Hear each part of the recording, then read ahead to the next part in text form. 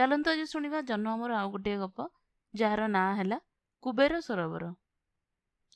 ବ୍ରହ୍ମଦତ୍ତ କାଶୀ ରାଜ୍ୟରେ ରାଜତ୍ୱ କରୁଥିବା ବେଳେ ବୋଧିସତ୍ତ୍ୱ ତାଙ୍କର ପୁତ୍ର ରୂପେ ଜନ୍ମଗ୍ରହଣ କରିଥିଲେ। ତାଙ୍କ ନାମ ଥିଲା ମହାଶାସନ। ବର୍ଷ 2 ବର୍ଷ ପରେ ରାଣୀଙ୍କର ଆଉ ଗୋଟିଏ ପୁଅ ହେଲା। ତାଙ୍କର ନାମ ରଖାଗଲା ସୋମଦତ୍ତ। ସାନ ପୁଅ ଜନ୍ମ ହେବାର 2 ବର୍ଷ ପରେ ରାଣୀଙ୍କର ହଠାତ୍ ମୃତ୍ୟୁ ହେଲା। କିଛିଦିନ ପରେ ରାଜା ଦ୍ୱିତୀୟ ଥର ପାଇଁ ବିବାହ କଲେ। ବର୍ଷେ ପରେ ନୂଆ ରାଣୀଙ୍କର ମଧ୍ୟ ପୁଅଟିଏ ହେଲା। ଏ ଖବର ଶୁଣି ରାଜା ବହୁତ ଖୁସି ହୋଇ ରାଣୀଙ୍କୁ କହିଲେ, ରାଣୀ, ଏ ଶୁଭ ଅବସରରେ ତମେ ମୋତେ କିଛି ମାଗ, ମୁଁ ଦେବି। ରାଣୀ କହିଲେ, ଆଚ୍ଛା, ମୋର ଦରକାର ବେଳେ ମାଗିନେବି, ଏବେ ନୁହେଁ। ସାନ ରାଣୀଙ୍କର ପୁଅର ନାମ ଥିଲା ଆଦିତ୍ୟ। ସେ କ୍ରମେ ସବୁ ବିଦ୍ୟାରେ ପାରଙ୍ଗମ ହେଲେ। ଦିନେ ରାଣୀ ରାଜାଙ୍କୁ କହିଲେ, ମହାରାଜ, ଆଦିତ୍ୟର ଜନ୍ମ ସମୟରେ ମୋତେ କିଛି ମାଗିନେବା ପାଇଁ କହିଥିଲେ। ମୋର ଇଚ୍ଛା, ଆଦିତ୍ୟକୁ ଆପଣ ଯୁବରାଜ ରୂପେ ଅଭିଷେକ କରିବେ। ରାଣୀଙ୍କର ଏହି ଇଚ୍ଛା ଶୁଣି ରାଜା ନିଶ୍ଚେଷ୍ଟ ହୋଇଗଲେ। ଆଉ କିଛି ସମୟ ଚିନ୍ତା କରି କହିଲେ, ମୋର ପ୍ରଥମ ପତ୍ନୀଙ୍କର 2 ପୁତ୍ର ଥାଉ ଥାଉ ମୁଁ କିପରି ଆଦିତ୍ୟକୁ ଯୁବରାଜ କରିବି? ସେଦିନ ପରେ ରାଣୀ ଯେତେବେଳେ ସୁଯୋଗ ପାଆନ୍ତି ସେଇ କଥାଟି ରାଜାଙ୍କୁ କୁହନ୍ତି। ରାଜା ମଧ୍ୟ ବୁଝିଗଲେ ଯେ ରାଣୀ ସହଜରେ ଛାଡ଼ିବା ଲୋକ ନୁହନ୍ତି। ତା ଛଡ଼ା ତାଙ୍କ ମନରେ ଏପରି ସନ୍ଦେହ ହେଲା ଯେ ହୁଏତ ରାଣୀ ବଡ଼ 2 ରାଜକୁମାରଙ୍କର ଜୀବନ ଉପରେ କିଛି ବିପଦ ଆଣିପାରନ୍ତି।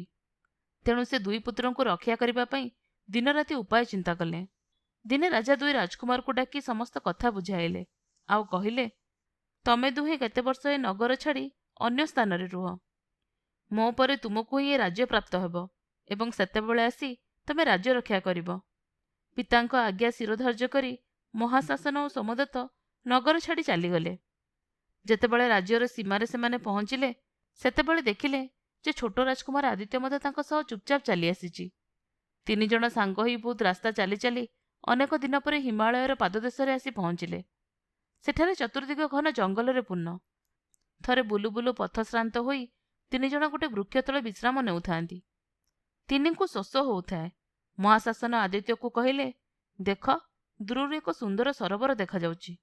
ତୁ ଯାଇ ପାଣି ପିଇ ଆମ ପାଇଁ ମଧ୍ୟ କିଛି ପାଣି ନେଇ ଆସିବୁ। ଆଦିତ୍ୟ ସରୋବର ପାଖରେ ପହଞ୍ଚି ପାଣି ଭିତରେ ପଶିବା ମାତ୍ରେ ଗୋଟେ ଜଳପିଶାଚ ତାକୁ ଧରି ପାଣି ତଳେ ଥିବା ତା ଘରକୁ ନେଇଗଲା। ବହୁତ ସମୟ ପର୍ଯ୍ୟନ୍ତ ଆଦିତ୍ୟ ନ ଫେରିବାରୁ ମହାଶାସନ ଚିନ୍ତିତ ହୋଇ ସୋମଦତ୍ତକୁ ପଠାଇଲେ। ତାଙ୍କର ମଧ୍ୟ ସମଦଶା ହେଲା।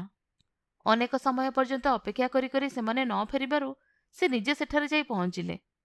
ସେ ପାଣି କୂଳରେ ଠିଆ ହୋଇ ଭାବୁଛନ୍ତି, ଜଳପିଶାଚ ଠିକ୍ ବୁଝିପାରିଲା ଯେ ସେ ପାଣିରେ ପ୍ରବେଶ କରିବେ ନାହିଁ। ତେଣୁ ସେ ଏକ ଛଦ୍ମବେଶରେ ମହାଶାସନ ପାଖକୁ ଆସି କହିଲା, ଠିଆ ହୋଇ କ'ଣ ଏଠି ଦେଖୁଛ? ଶୋଷ ହେଉଛି ଯଦି ପାଣିରେ ପଶି ପାଣି ପିଅ। ଏପରି ପ୍ରସ୍ତାବ ଶୁଣି ସେ ଭାବିଲେ ଏଥିରେ କିଛି ଗୋଳମାଳ ଅଛି। ତେଣୁ ସେ କହିଲେ, ତୁମ ବ୍ୟବହାର ଦେଖି ମୋର ମନେ ହେଉଛି ଯେ ତୁମେ ହିଁ ମୋର 2 ଭାଇକୁ କେଉଁଠି ରଖିଛ। ଜଳପିଶାଚ କହିଲା, ତମେ ତ ଖୁବ୍ ବିବେକୀ ମନେ ହେଉଛ।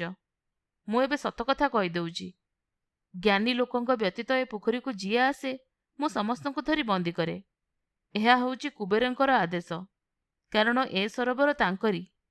ମହାଶାସନ କହିଲେ, ମନେ ହୁଏ ତୁମର ଉଦ୍ଦେଶ୍ୟ ଜ୍ଞାନୀମାନଙ୍କଠାରୁ ଉପଦେଶ ପାଇବା। ମୁଁ ତୁମକୁ ଜ୍ଞାନ ଉପଦେଶ ଦେଇପାରିବି, ତେବେ ମୁଁ ଖୁବ୍ କ୍ଳାନ୍ତ। ଜଳପିଶାଚ ତାଙ୍କୁ ସାମ୍ନାରେ ଜଳର ନିମ୍ନରେ ଥିବା ନିଜର ନଗରକୁ ନେଇଗଲା ଆଉ ଖୁବ୍ ଭଲ ଭାବରେ ଅତିଥି ସତ୍କାର କଲା। ତାପରେ ତାଙ୍କ ପାଦ ପାଖରେ ବସି ଜ୍ଞାନ ଉପଦେଶ ଶୁଣିଲା।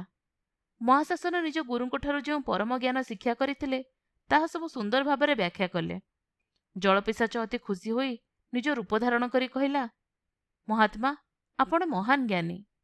ମୁଁ ଆପଣଙ୍କ ଭାଇମାନଙ୍କ ମଧ୍ୟରୁ ଜଣକୁ ହିଁ ଆପଣଙ୍କୁ ଫେରାଇ ଦେବି। ମାଗି ନିଅନ୍ତୁ କାହାକୁ ଚାହାନ୍ତି। ମହାଶାସନ କହିଲେ, ମୁଁ ଆଦିତ୍ୟକୁ ଚାହେଁ। ଜଳପିଶାଚ ପଚାରିଲା, ବଡ଼କୁ ଛାଡ଼ି ଛୋଟକୁ ମାଗିନେବା କ'ଣ ଧର୍ମସଙ୍ଗତ? ଏଥିରେ ଅଧର୍ମର କଥା କ'ଣ ରହିଲା? ମୋ ମାଆର ସନ୍ତାନ ଦୁହିଁଙ୍କ ମଧ୍ୟରୁ ମୁଁ ବଞ୍ଚିଛି। ମୋ ସାବତ ମାଆଙ୍କର ଜଣେ ପିଲା ତ ରହିବା ଉଚିତ।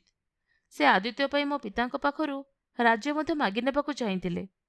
ଆମେ ପିତାଙ୍କ ନିର୍ଦ୍ଦେଶରେ ହିଁ ଜଙ୍ଗଲକୁ ଆସିଥିଲୁ। ଭାତୃପ୍ରେମରେ ବଶ ହୋଇ ଏଇ ସରଳ ଭାଇଟି ଆମ ସହିତ ଚାଲି ଆସିଲା।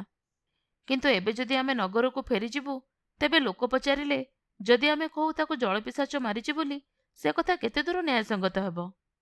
ଏକଥା ଶୁଣି ଜଳପିଶାଚ ମହାଶାସନଙ୍କର ପାଦରେ ପ୍ରଣାମ କରି କହିଲା, ଆପଣଙ୍କ ପରି ମହାନ ଜ୍ଞାନୀ ମୁଁ ଏପର୍ଯ୍ୟନ୍ତ ଦେଖିନଥିଲି। ମୁଁ ଆପଣଙ୍କର 2 ସାନ ଭାଇଙ୍କୁ ଆଣିଦେଉଛି। ଯେତେଦିନ ପର୍ଯ୍ୟନ୍ତ ଆପଣମାନେ ଜଙ୍ଗଲରେ ରହିବେ ସେତେଦିନ ପର୍ଯ୍ୟନ୍ତ ମୋର ଅତିଥି ହୋଇ ରହିବେ। ତାପରେ 3 ଭାଇ ସେଠାରେ ଜଳପିଶାଚର ଅତିଥି ହୋଇ ଅନେକ ଦିନ କଟାଇଲେ। ବହୁତ ଦିନ ପରେ ପିତାଙ୍କର ମୃତ୍ୟୁ ସମ୍ବାଦ ଶୁଣି ସେମାନେ କାଶୀ ଫେରିଆସିଲେ। ମହାଶାସନଙ୍କର ରାଜ୍ୟାଭିଷେକ ହେଲା। ସେ ସୋମଦତ୍ତ ଆଉ ଆଦିତ୍ୟଙ୍କୁ ଯଥାକ୍ରମେ ନିଜର ପ୍ରତିନିଧି ଆଉ ସେନାଧ୍ୟକ୍ଷ ଭାବରେ ନିଯୁକ୍ତ କଲେ। ଜଳପିଶାଚ ପାଇଁ ମଧ୍ୟ ଘରବାଡ଼ି ଚାକରବାକର ଦେଇ ତାକୁ ଭଲରେ ରଖାଇଲେ। ଆପଣମାନେ ଶୁଣୁଥିଲେ ଜହ୍ନମାମୁଁର ଗୋଟେ ଗପ କୁବେର ସରୋବର।